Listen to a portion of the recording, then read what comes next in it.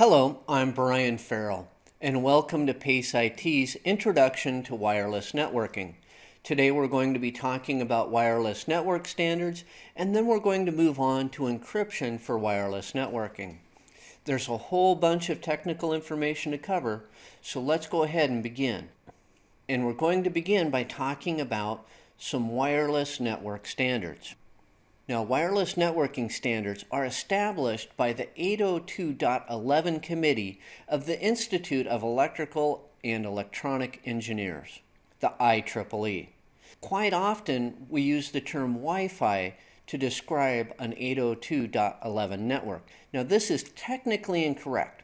Wi-Fi is actually a reference to the Wi-Fi Alliance. The Wi-Fi Alliance is the organization that's responsible for certifying that wireless networking equipment actually meets the 802.11 standards.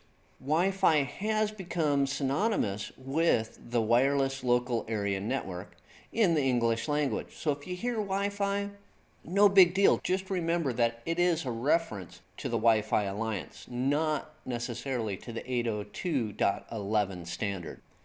So let's talk about the 802.11 base standards. First off, it describes a method of half-duplex networking by using a portion of the radio frequency spectrum, the RF spectrum. Half-duplex describes a method of network communication in which a device can send or receive information, but it cannot do both at the same time. If it could, that would be full-duplex networking, and that wouldn't work in this situation. The most common RF bands used are the 2.4 gigahertz ISM band and the 5 gigahertz UNII band. So why do we use these two specific bands? Well, that's because in the United States they can be utilized without a license from the FCC. If you try and use any other bands, you need to get a license from the FCC, and that gets a little bit cumbersome.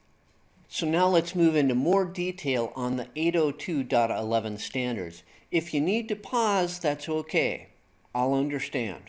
First up is 802.11b. It was introduced in 1999, and it utilizes the 2.4 gigahertz band. It offers up to 11 megabits per second networking with a maximum indoor range of 115 feet and a maximum outdoor range of 460 feet. Then there was 802.11a, and it was also introduced in 1999, but it actually was introduced after 11b.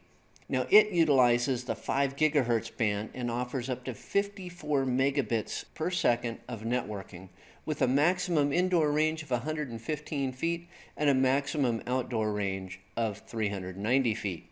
Then there was 802.11g. It was introduced in 2003.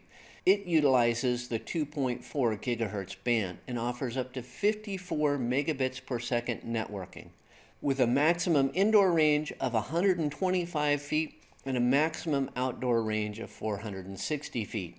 As wireless became more popular, we needed to come up with some techniques to increase the speed. So along came 802.11n. It was introduced in 2009, and it can utilize both the 2.4 and the 5 gigahertz bands. It does this by using multiple input and multiple output technology, MIMO technology. With MIMO, we use multiple antennas and multiple radio transmitters to increase throughput. Now, it offers up to 600 megabits per second networking with a maximum indoor range of 230 feet and a maximum outdoor range of 820 feet. Well, 600 megabits per second was not enough. So along comes 802.11ac.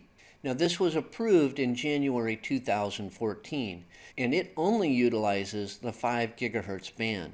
It is expected to offer up to 1 gigabit per second networking with a maximum indoor range of 115 feet, and they haven't set the maximum outdoor range yet. There are some other standards that are coming along, they just haven't been approved yet. Now let's move on to encryption for wireless networking. Why do we need encryption for our wireless networks? Well, because they transmit over the air. Anybody can intercept the signal.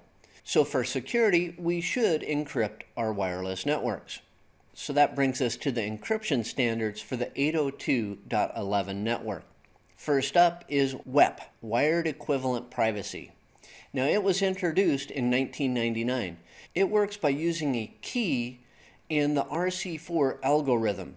Now, the key and the RC4 algorithm encrypt the signal. WEP was fully broken in 2001, and if you're going to secure your network, it should not be used.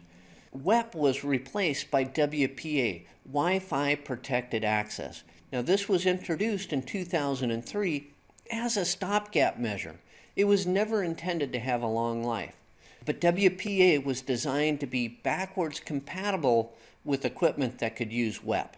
It used the same RC4 algorithm as WEP, but it also introduced TKIP, Temporal Key Integrity Protocol, in an effort to increase security. And as I said, it was backwards compatible, so it could be used by pre-2003 access points. TKIP ensures that each packet has a unique encryption key, but WPA is still easily broken and should not be used in a network.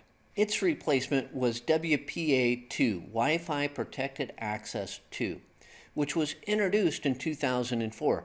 It's much more robust than earlier standards, and it introduced AES, Advanced Encryption Standard, into the process.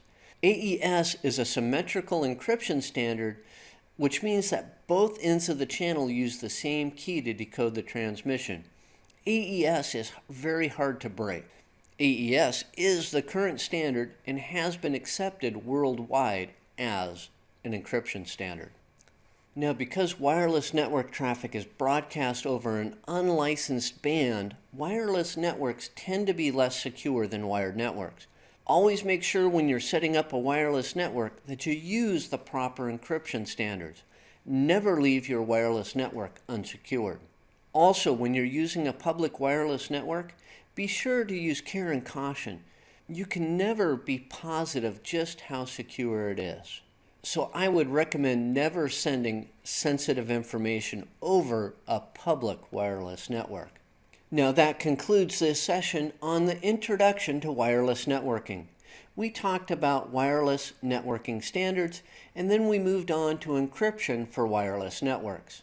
Now, on behalf of PACE IT, thank you for watching this session, and I'll do another one soon.